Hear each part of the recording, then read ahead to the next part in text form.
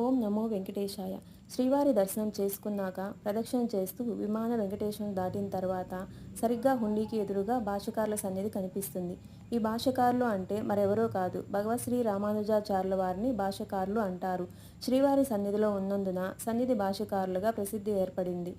తిరుమల క్షేత్రాన్ని చక్కదిద్దిన ఘనత శ్రీ రామానుజాచార్యుల వారిదే. ఒక చిన్న మందిరంలో వ్యాఖ్యాముద్రలో ఉన్న రామానుజాల వారి మూలమూర్తి, పంచలోహ ఉత్సవమూర్తులు ఉన్నాయి.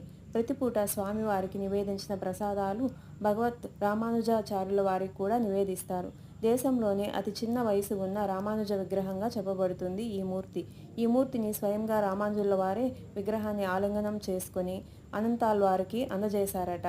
శ్రీ రామానుజుల వారు తొలిగా తిరుమలకు కాలినడక ఎక్కుతూ మోకాల మెట్ల దగ్గర కొంత విశ్రాంతి తీసుకోగా ఆ స్థలంలో ఒక రామానుజ విగ్రహం ప్రతిష్ఠించబడింది. ఆ మూర్తిని త్రోవ భాష్యకారులు అంటారు.